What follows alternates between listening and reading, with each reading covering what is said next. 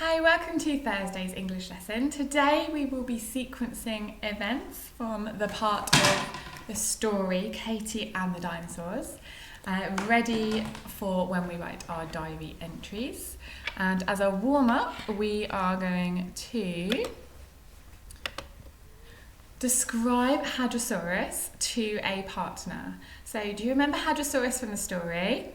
Can you describe him in a sentence using those adjectives, those describing words? So you might use spiky, bumpy, sharp, round, or friendly.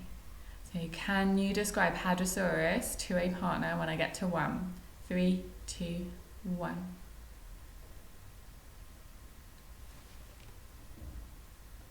Okay, welcome back. So let's have a think. What were the key events that we retold with our props yesterday? We will make a story map together. Let's think about the events that we retold yesterday. So do you remember Katy went through the door? She crept through, didn't she? And what did she see when she crept through that door? Do you remember? Can you say? What did she see? That's right. She saw the land of the dinosaurs. And she saw some colourful plants. And she saw a friendly dinosaur. She saw a small green dinosaur with a spiky tail. That was a Hadrosaurus. And Katy told Hadrosaurus that she was lost. And what did Hadrosaurus tell Katy? Do you remember? That's right. He told Katy that he was lost too because he'd run away from a very scary T-Rex. Next, Katy saw a huge bumpy hill. So she began to climb up that bumpy hill. But it wasn't a hill, was it? Do you remember what it was? That's right, it was a dinosaur. It was a Brontosaurus. When they got to the top of the Brontosaurus, they could see the amazing view. What could they see? That's right, they could see the exploding volcanoes and they could see the tall trees in the jungle. And what could they see flying through the sky? They could see the pterosaurs, couldn't they? And do you remember what one of the pterosaurs did?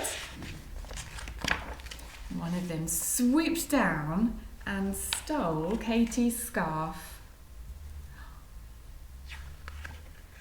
Katy couldn't get it back. Next, the Brontosaurus was fed up with those two itching and clambering all over her back, so she waded into the water.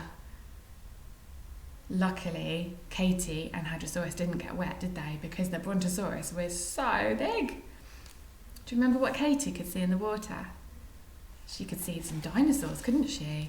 She could see an Ichthyosaurus with its sharp teeth and dolphin-like nose, and she could see a Plesiosaur with a snake-like neck. Okay, that is the part that we are going to draw as a story map today. So I'm going to draw 6 of those steps. So I'm just going to show you on our board. So the first thing that happened in the events that we've read is that Katy walked through the door. So you will have a go at doing this yourselves, but I'm going to show you what one looks like. So Katy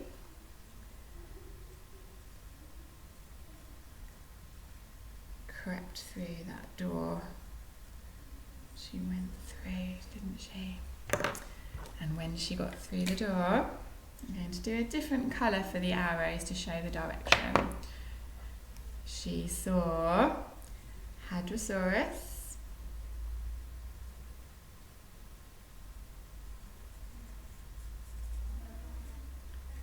the friendly green dinosaur with the spiky tail, and do you remember what she told Hadrosaurus? She told Hadrosaurus that she was lost, and Hadrosaurus said he was lost too. So I'm going to draw those speech bubbles because they were talking to each other.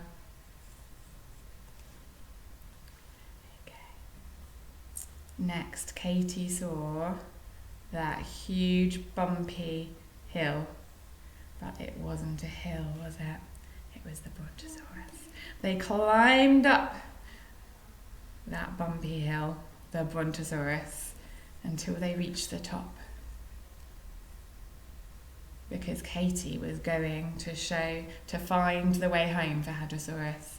So I'm going to draw Katy and Hadrosaurus